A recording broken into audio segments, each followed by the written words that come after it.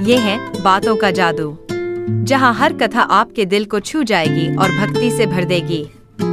बहुत समय पहले की बात है।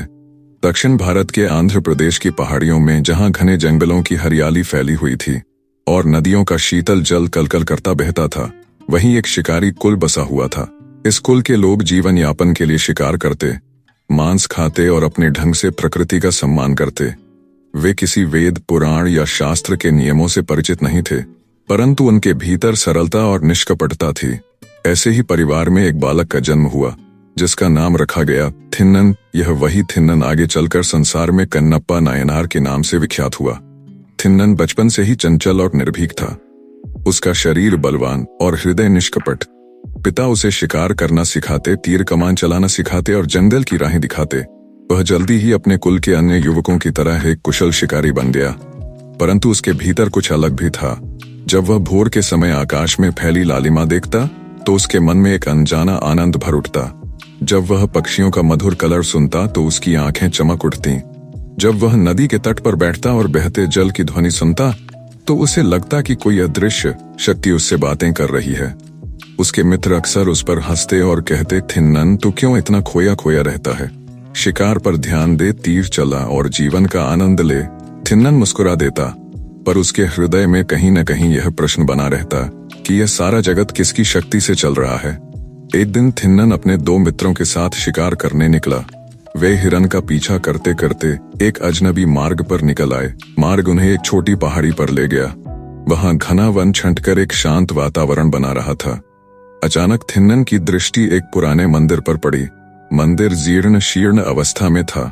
उसकी दीवारों पर बेलें लिपटी हुई थीं, छत पर घास फूस उगाए थे और भीतर कोई पुजारी या भक्त दिखाई नहीं देता था। परंतु उस मंदिर के गर्भगृह में एक शिवलिंग स्थापित था, जो अब भी अपनी दिव्यता से चमक रहा था। थिन्नन ठिठक कर खड़ा रह गया। उसकी आंखें उस शिवलिंग पर टिक गईं। उसे लगा मानो वर्षों से बिछड़े किसी आत्मीय को वह देख रहा हो। उसके हृदय में अनोखी तरंग उठी। वह धीरे धीरे मंदिर के भीतर गया और शिवलिंग के सामने खड़ा हो गया। उसकी आंखें भर आईं और होठों से अनायास निकला, यह मेरे पिता है, मैं इन्हें अकेला नहीं छोड़ सकता।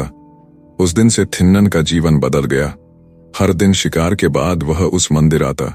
उसके पास पूजा की विधि का ज्ञान नहीं था, न कोई फूल, धूप, दीपक या मंत्र थे, पर उसके पास था निर्मल प्रेम।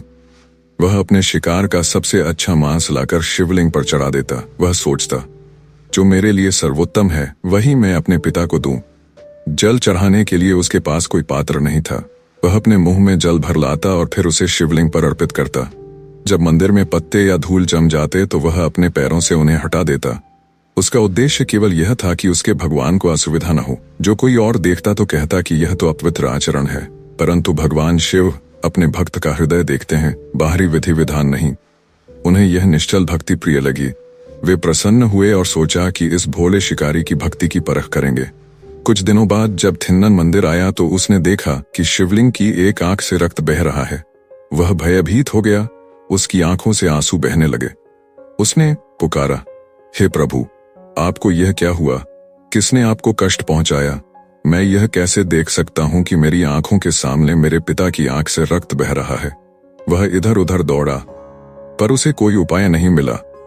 अचानक उसके मन में विचार आया, मेरी आंख तो स्वस्थ है, यदि मेरे पिता की आंख दुखी है तो मैं अपनी आंख उन्हें दे दूं। उसने तुरंत एक तीर उठाया और बिना एक क्षण सोचे अपनी आंख निकाल ली। पीड़ा सहनीय थी, परंतु उसके प्रेम ने उसे शक्ति दी। उसने अपनी आंख निकालकर शिवलिंग की आंख पर रख दी। चमत्कार हुआ, रक्त बहना बंद हो गया। शिवलिंग की आंख मानो स्वस्थ हो गई। थिन्नन आनंद से भर गया। उसने कहा, प्रभु, अब आपको आराम है, मेरी एक आंख चली गई, पर क्या हुआ? यदि आप सुखी हैं तो मैं भी सुखी हूं। परंतु परीक्षा पूरी नहीं हुई थी। थोड़ी ही देर में शिवलिंग की दूसरी आंख से भी रक्त बहने लगा। थिन्नन का हृदय फिर तड़प उठा। उसने कहा, प्रभु, अब मैं क्या करूं? मेरी एक आंख तो पहले ही दे चुका हूं, या दूसरी भी दे दूंगा। मेरे लिए अंधा होना भी स्वीकार है, पर आप दुखी न रहें। उसने दृढ़ निश्चय किया, लेकिन समस्या थी, यदि वह अपनी दूसरी आंख निकाल देगा तो वह अंधा हो जाएगा। तब उसे पता नहीं चलेगा कि शिवलिंग की आंख कहाँ है। वह कैसे अपनी आंख ठीक उस स्थान पर लगाएगा? अचानक उसे उपाय सूझा। उसने अपने पैर का अंगूठा शिवलिंग की उस आंख पर रख दिया जिससे रक्त बह रहा था। उसने सोचा, जब मैं अंधा हो जाऊंगा तब मेरे पैर का ये अंगूठा मुझे बताएगा कि मेरी आंख कहाँ रखनी है। उसने फिर से तीर उठाया और अपनी दूसरी आंख निकालने की तैयारी की। उसके शरीर से पसीना बह रहा था, परंतु मन में अडिग निश्चय था। उसकी वाणी कांप रही थी, पर वह शिवलिंग से कह रहा था, हे मेरे पिता, आप चिंता न करें, मैं अभी अपनी आंख अर्पित करता हूँ। आपके लिए तो मैं प्राण भी दे दूं।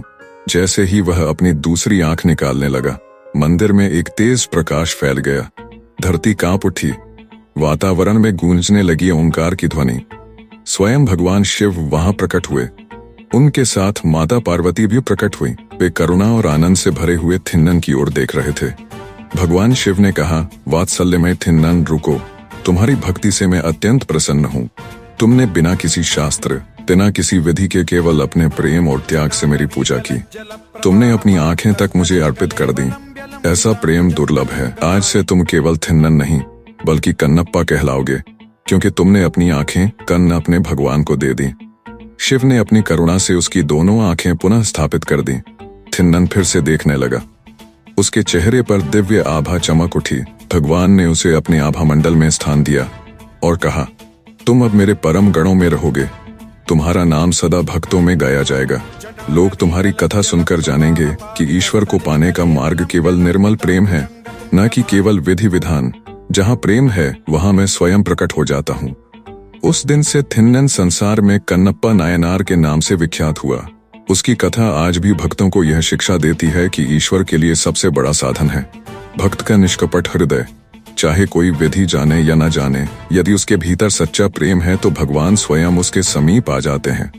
कन्नप्पा की तरह जिसने अपने आराध्य को पिता समझा, जिसने अपने प्राणों से अधिक उनकी पीड़ा को महत्व दिया, वही सच्चा भक्त कहलाता है। कहानी यहीं समाप्त होती है, लेकिन हमारी मुलाकात यहीं खत्म नहीं होती। अगली कहानी में आपको और भी अद्भुत प्रसंग मिलेगा।